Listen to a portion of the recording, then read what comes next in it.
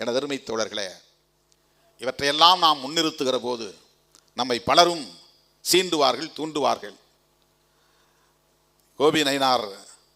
கோப நயினார் என்று நாம் ஒரு நகைச்சுவைக்காக சொன்னோம். கோபம் எல்லோருக்கும் வேண்டும், எப்போதும் வேண்டும். அது நீர்த்து போகக்கூடாது. கோபம் இல்லை என்றால் அநீதிகளை அழிக்க முடியாது. கோபம் இல்லை என்றால் நீதியை வென்றெடுக்க முடியாது. கோபம் இல்லை என்றால் போராட முடியாது. கோபம் இல்லை என்றால் ஆதிக்கத்தை எதிர்த்து நிற்க முடியாது. கோபம் தேவை. ஆனால் அதை எப்படி கையாளுவது என்பதில் தான் பிரச்சனை. அதை சேமித்து வைக்கக்கூடிய வல்லமை நமக்கு தேவை. அதை நினைச்ச நேரத்தெல்லாம் எடுத்து செலவு பண்ணக்கூடாது, வீண் செலவு பண்ணக்கூடாது, விரயம் செய்யக்கூடாது. அது ஒரு உணர்ச்சி தான். கோபம் என்பது ஒரு உணர்ச்சி தான். நமக்கு அது தேவைப்படுது. கண்டவங்கிட்டலாம் செலவு பண்ணிட்டோம்னாக்கா உண்மையான எதிரி அடிக்கிற நேரத்தில் இல்லாமல் போயிடும். மோசமான எதிரி அடிக்கும்போது நம்மகிட்ட இல்லாமல் செலவாகி போயிடும். அந்த உணர்ச்சியை சேமித்து வைப்பது என்பது ஒரு ஆளுமை, அது ஒரு பர்சனாலிட்டி. அதை எப்போது எங்கே செலவிட வேண்டும், யாருக்கு எதிராக செலவிட வேண்டும் என்பது ஒரு லீடர்ஷிப், அது ஒரு தலைமைத்துவ ஆளுமை. அது எல்லார்ட்டையும் சண்டை போட்டு கிடக்கூடாது, நினைச்சதுக்கெல்லாம் விளக்கம் கொடுத்துருக்க கூடாது.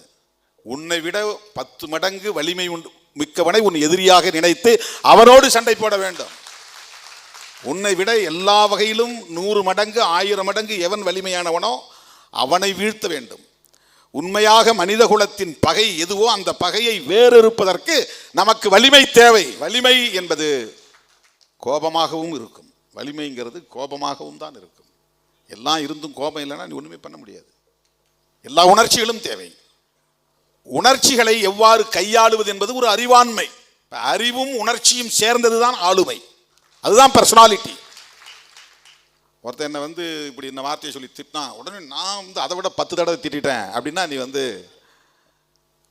சரியான ஸ்ட்ராட்டஜியை கையாளவில்லை என்று பொருள்.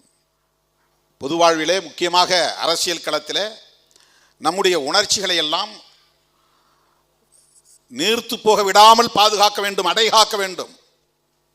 சில பேர் கட்சியில் ஏன் அவன் மேலே நடவடிக்கை எடுக்கல, இவன் ஏன் மேலே நடவடிக்கை எடுக்கல, அவன் மேலே நடவடிக்கைன்னு ஒன்றிய செயலாளர் அவனுக்கு கீழே இருக்கவங்களாம் இழுத்துட்டு என்கிட்ட நெருக்கடி கொடுப்பாங்க. இப்போ அவன் இப்போ தான் வந்திருக்கிறான், முதல் தலைமுறையை அரசியலுக்குள்ளே அடி எடுத்து வச்சிருக்கிறான், இப்படியும் அப்படி இருக்க தான் செய்வான். கற்றுக்குவான். போ, மன்னிச்சு அனுப்பு, பான் பண்ணி அனுப்பு, எச்சரித்து அனுப்பு. சும்மா எல்லாத்தையும் நடவடிக்கணும்னா நான் ஒரு ஆள் தனியால தான் நிற்கணும். ஒரு விரல் புரட்சியே